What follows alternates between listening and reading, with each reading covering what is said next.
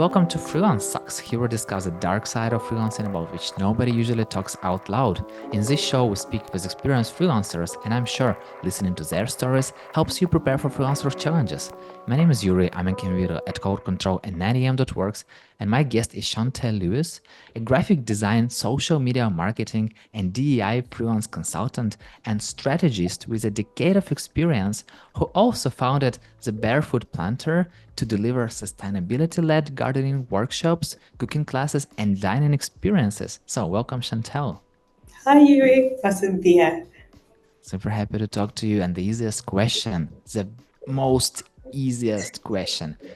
For you, as a freelancer, what is the most challenging part of being a freelancer? So it's an easy question, but it's also the hardest question because there's so many challenges. So I think I start with just sharing your value is the hardest one. There's so many times people reach out to me and they're like, "Oh my gosh, I love what you're doing." So it could be whether it's like graphic design, which I haven't done for a long time, by the way. But it's in my background, and then marketing, and it'd be like community building, and like DEI. But it's like in certain fields or specialties that I have, there's kind of like a societal value placed on it. So, for example, like right now we have a big wave of like content creators or people just being on social media in general. So, when others want to hire out a social media expert, for example, they put value in terms of money on what they think I'm worth, and so I always have that roadblock of like share my value in that way in that kind of currency.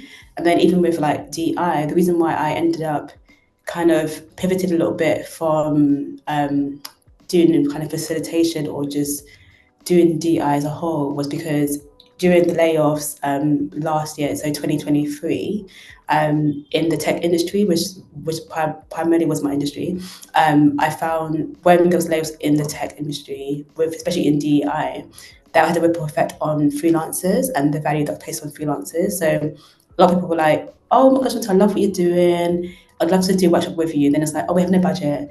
Can you do it for free?" And I'm like, you love what I do, but you don't want to put value to it, you know? So I think that's my biggest challenge is like placing that value. And then when you do kind of have that good conversation with the client, I mean, a prospect client, often people ghost you as well. I think that's my hardest one. Is like you reached out to me, you kind of like did all the flattery, and then I send a proposal and then you ghost me. So I think that's often a fair. It's like, are you kind of doing like, so we have this thing called scope creep, where it's like people will just reach out to you to kind of get a proposal and then kind of steal the ideas.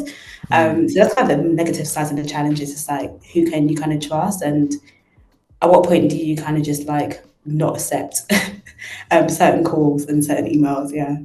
Do you have a prepared proposal that you send right away to a client, or do you have to do a little bit of work to prepare it and send it? Yeah, so I mean, in an ideal situation, it would be like a standard proposal. But because I work in so many different industries, I have to kind of keep it tailored. So, for example, I do community building and also do DEI. So it looks so different because it could be a workshop versus it could be me actually managing and facilitating a community. So for me, it's like the initial thing is kind of like, what do they need? What are the gaps that I can fill as a freelancer? And then also like, are there any kind of like roadblocks that they're trying to kind of like get over? So maybe they've got a goal for like Q4 that they want the freelancers to support them with. Like, what's that? So for me, it's like it's not always going to be a standard proposal because every company is different. And I guess my kind of secret weapon is the fact that I can be more tailored and more bespoke. So it takes time.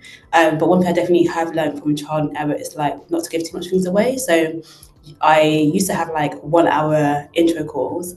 Then I changed it to literally 15. And I think 15 minutes is a great way to see like who's come to waste your time. And then if it does trickle over, then I just naturally let it trickle over. But that's my kind of secret weapon is like filter out the noise through 15 minutes. And then we kind of can get to feel like, whether, like, I don't know, like if we align basically. Yeah, I totally hear that. And previously, I personally was every time when a client was sending me like, "Oh, I like what you're doing. Let's work," and I was like, "Yeah, let's jump on a or like 1 hour call.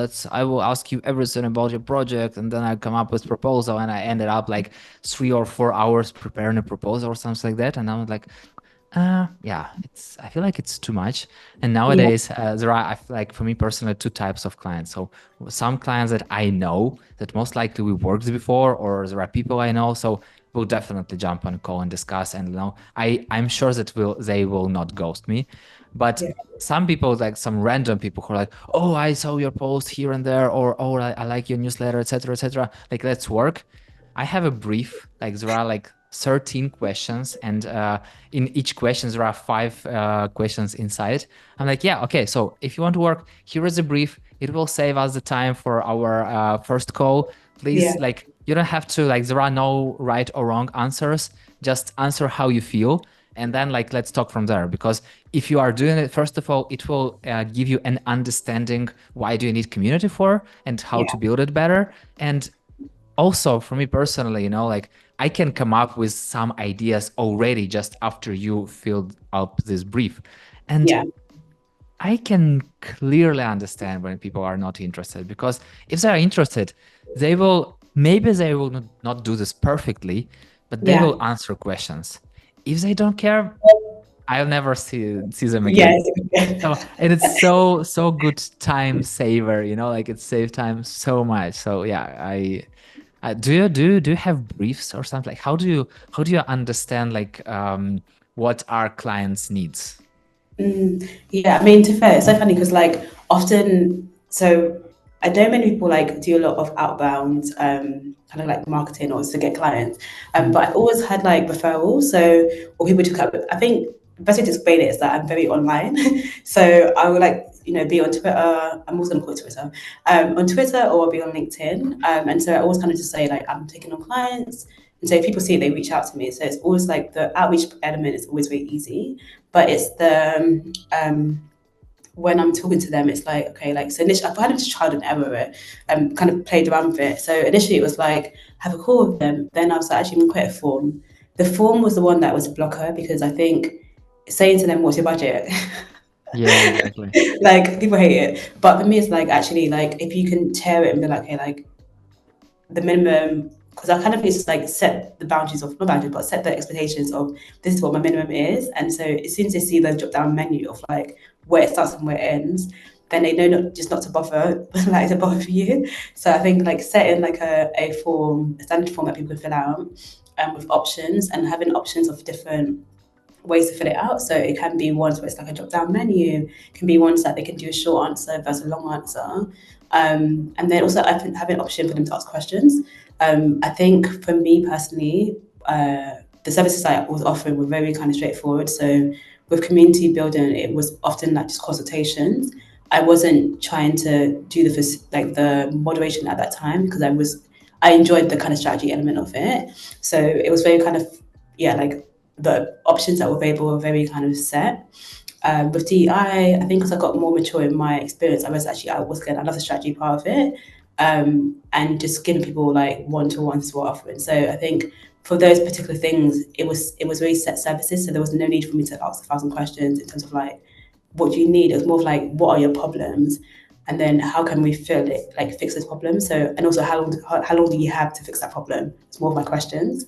I hope that answers your question. But yeah, I think it was having a conversation, but also like I had option before as well. You just book the Calendly consultation for one-to-one. So I kind of tried to play around with how this offer the services because I found when it's like the long calls, it's too tedious. It's too long. But that only works when I'm doing like maybe marketing projects or a lot kind of more long term kind of like projects. Whereas if I have like a kind of one off or a kind of ad hoc option, it's a very different process. Yeah, and I feel like it's a really good way to have a paid consultation call because, first of all, you see that people are ready to pay. And secondly, I feel like that you are personally, as a freelancer, is more invested into this Yeah, call than just like, oh, maybe not, maybe yes, I don't know, maybe it will be waste of time, maybe not. And I feel like it's a really good point, about the budget field.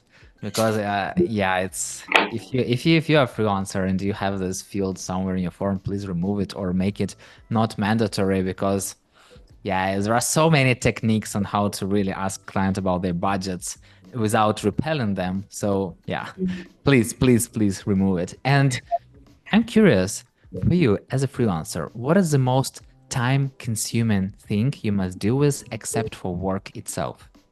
Yeah, I think it's definitely the proposal stage and the email. So the admin and proposals is the longest because, for example, if I'm doing a project for a whole year, with with a potential client, you have to really set those goals in place. So the initial proposal has to be so detailed, and so it's making sure that you really nail like what they want because that impacts what they're paying you, and also impacts how long they keep you on for. So I think the proposal is always the longest, and then the admin stage is always quite long as well. So once again, like finding out what you need to do in terms of admin. So it can be like more of like a client-faced admin where it's like sending emails or, essentially, actually, one thing I always do actually, which I don't think a lot of people know, but if you are ever having a client that's, so for example, I'm based in the UK and I have like a US client, always, I think it's called like a W8 Ben. But there's a form you must send a client to say that you pay taxes in the UK and not in the US.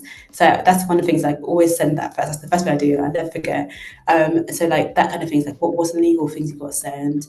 And because now I kind of do more events, it's finding out if they have insurance covered, if they have like liability insurance, and I also work with food as well. So there's a few kind of like food insurance or like certificates I need to have, and then also because I work with vulnerable groups, there's like DBS checks. So it sounds very long, but it's kind of put a list. But I think knowing what your industry is and what services you're offering, that is quite admin heavy because there's a lot of things you have to kind of think about on your end of like, hey, although the company or client is covering X, what do I need to ensure that I cover my end? And that impacts also like your proposal because, for example, if you've got to then, for example, if the company doesn't cover like liability insurance for an event that's outside, you have to cover that stuff. So do you have that ready in place, or do you have to, factor into the price of the budget?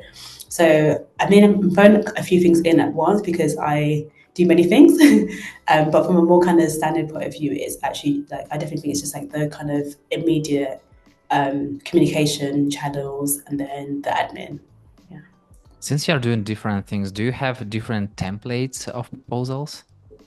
Yeah, absolutely, absolutely. And I think now because I've like reduced my freelancing offerings, because now I focus primarily on community building, it's a lot easier. Before I was like doing 1,000 things, and I'm like Chauntelle, like how can people know what you like who you are? But also because I freelance, but also run my own business. So my business, the Barefoot Planter, we deliver. What do we do? Lol. We do garden workshops, cooking classes and dining experiences, but it's also do with like being sustainable. So the two sides could be like a community project or it can be corporate. And then the third element is often like brand partnership. So those three kind of like channels of like touch points are always very different. So I think it's the template side is more of like, okay, if it's a community project, this is what I would say. A corporate company, very different. Then if it's brand partnership, like a sponsorship, for example, like this is what I'll say. But I put templates for like email outreach, that kind of thing. But yeah, like it's just kind of streamlining the processes. So then when people do reach out to you, it can be very instant and very quick. But it takes time. It takes time Yeah. to see what works, doesn't work because the first time you do it, you might think you've nailed it, and then you get no response. So I think it's just kind of it's trial and error. But I've been lucky that people have often reached out to me. But for me, it's like being prepared for when they do reach out. When do you send a proposal? How do you communicate the price? So, do you do like each task break by this task, this amount, this task, this amount, etc., and then like total, or maybe you come up with different tiers, like this tier for this amount of work, this tier. Like, how do you communicate the price?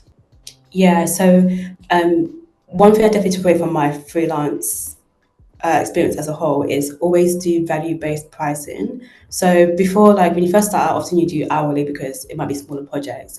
But then it gets to a point where you become really like an expert in your field, and there's not really a value that you can put on that completely. So the value based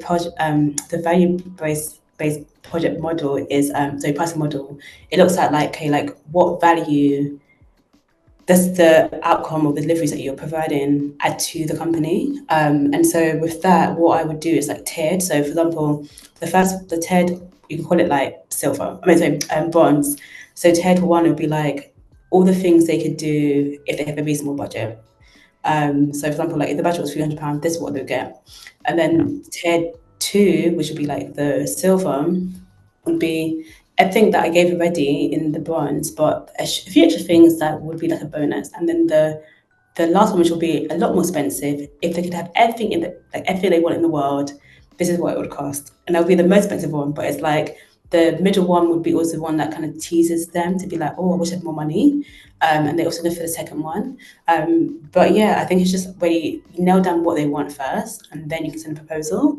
But people always say, can you please send a tiered one? And then it's like, it would have been better for them to just say what the budget was, because then when they see the numbers being crunched, you're like, oh, okay, I should have just said what I wanted, you know? So I also say to clients, like prospective clients, if you have a budget in mind, please just let me know, because I can always tailor it to what your budget is. Because it's the difference between like, I mean, like someone said to me once, like it was very funny. They were like, the budget I have is like it's not a steak, it's more of like noodles.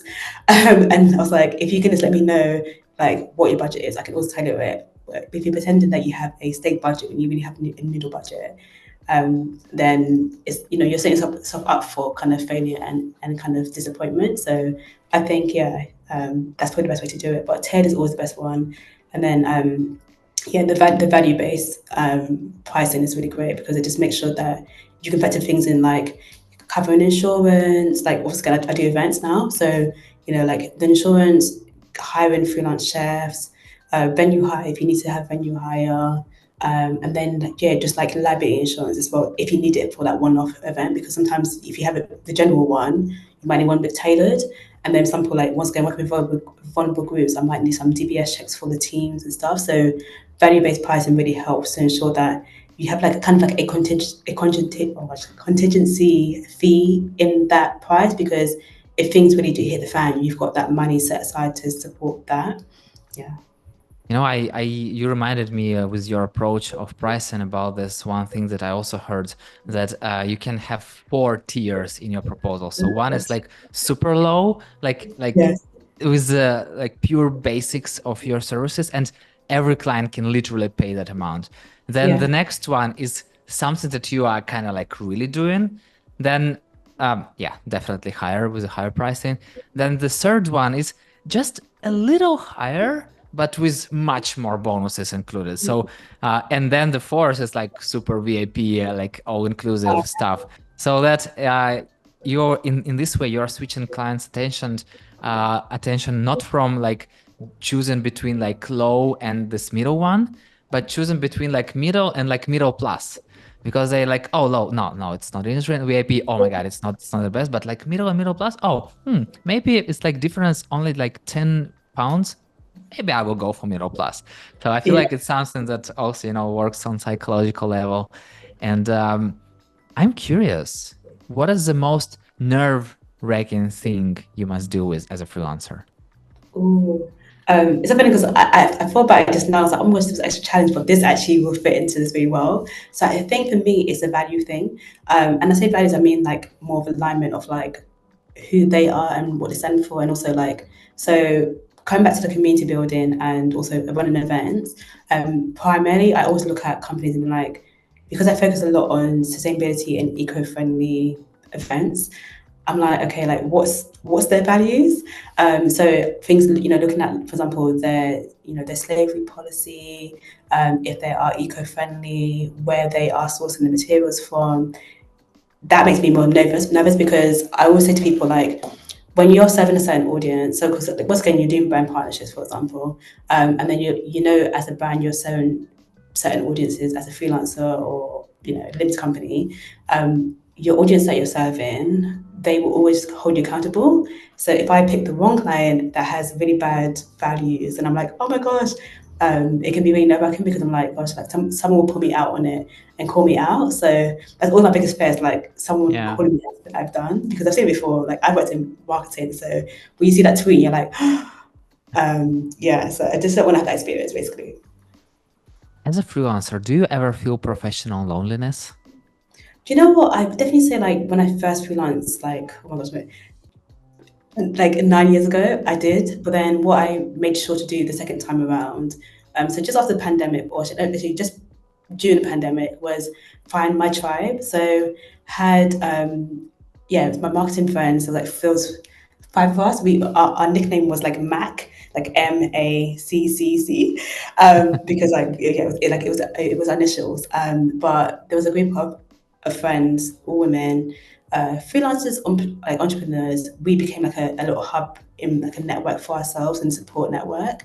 And that was really important for me to be like, hey, there's other people who look like me or have similar experiences that I can kind of rely on and for that support. And then there's other kind of like groups. So sometimes like off weapons is like a company might have a product and then they create a community around it. So I found like finding those communities was really helpful to be like resources, tips, and also things like what to avoid is really helpful. So I think yeah, there's that helps with the loneliness. It's like you when you find people that really look out for you and check in with you, that can combat that loneliness. Because obviously, when you are freelancing, sometimes you're like a solo team.